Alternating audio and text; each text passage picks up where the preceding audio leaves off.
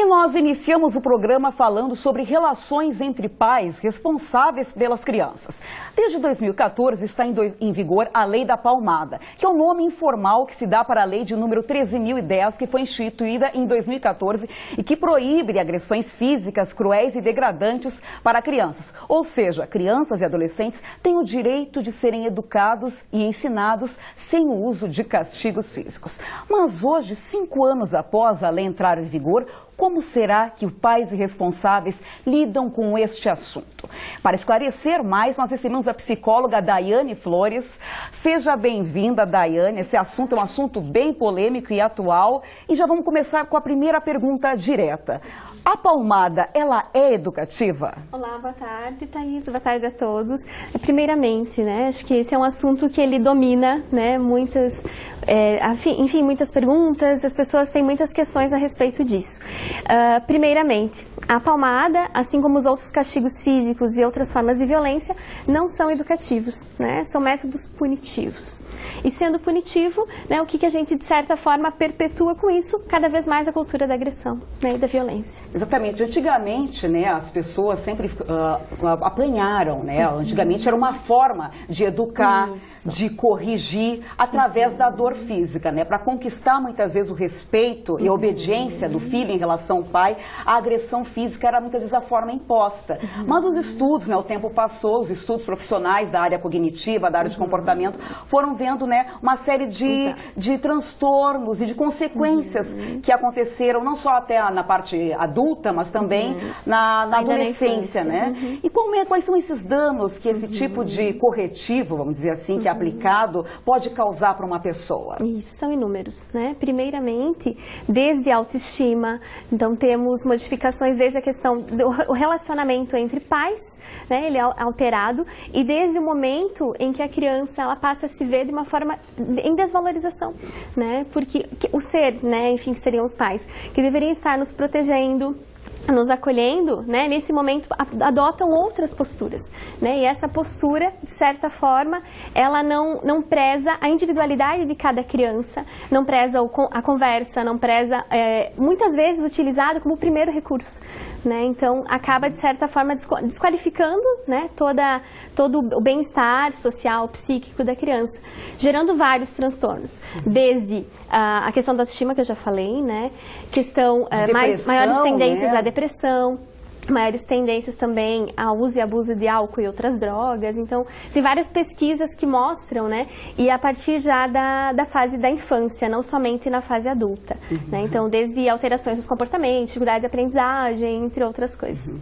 A gente está trazendo esse assunto porque nessa semana, no dia 4, se comemorou a campanha contra a agressão infantil no mundo inteiro. E o Brasil está entre os 13 países latino-americanos que está em primeiro lugar no quesito agressão física contra crianças e adolescentes, e é um dado, uma posição que nos envergonha, Então, mas hoje a geração, ela está uma geração muito mais inteligente, muito mais audaciosa em questão dessas as redes sociais, essa tecnologia tem formado pessoas muito mais astutas, mais questionadoras, uma geração mais questionadora, ela diverge com os pais. Como é possível, então, corrigir e educar sem agredir? Isso.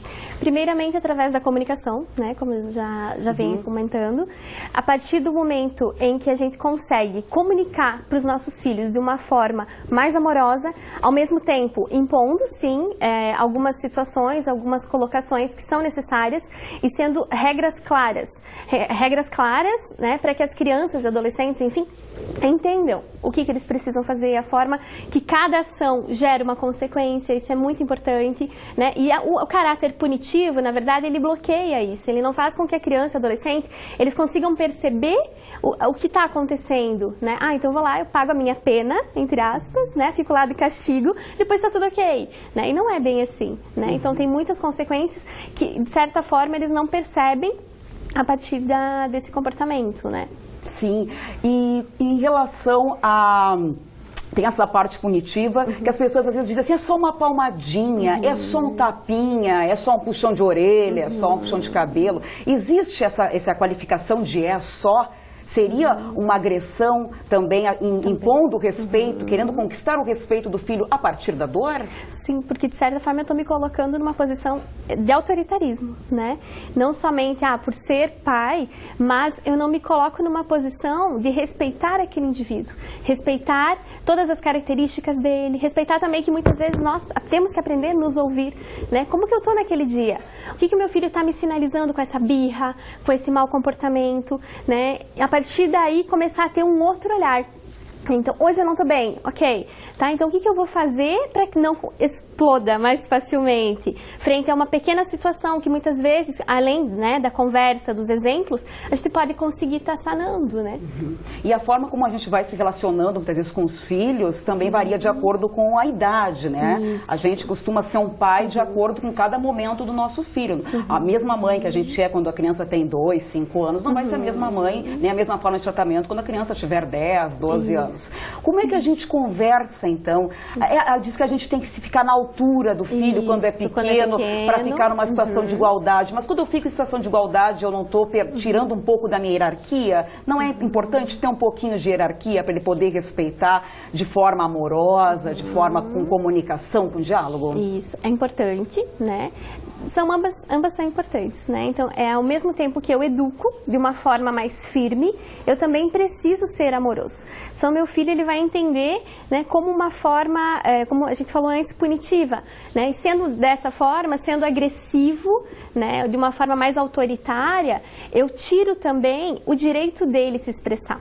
Aí ele vai começar daqui a pouco a acontecer o quê? Mentir. Não, mas tá tudo bem, né? Ou dissimular algumas coisas, justamente para não receber o caráter mais punitivo, que seria a agressão, né? Porque já sabe o que vai vir do pai, então ele acaba, de certa forma, ocultando algumas coisas. Como acontece o tratamento para uma criança que recebeu esse tipo de agressão física? Como é que se conduz um tratamento? Como é que vocês recebem, acolhem uma criança no consultório? Isso, primeiramente, né, o acolhimento. A partir do afeto, nós conseguimos identificar algumas coisas. Claro que a criança em si, ela tem um pouquinho de dificuldade, né, de demonstrar, como nós adultos, né, verbalmente, mas elas vão expressar de outras formas. Vão expressar através do desenho, vão expressar através de outras técnicas que dentro da psicologia nós temos, né, mas sim, dá pra buscar outros meios de expressar, né, e na família, né, buscar perceber as pequenas variações de comportamento. Acho que isso é bem importante. Então meu filho está acostumado a fazer tal coisa que não faz mais. Opa, o que está acontecendo? Né? E outra coisa também bem importante, Thaís, as pessoas hoje em dia estão buscando rotular demais. Né? Não, mas então eu vou procurar um problema para o meu filho. O que ele tem? Que diagnóstico que ele tem? Né? E às vezes simplesmente é uma fase.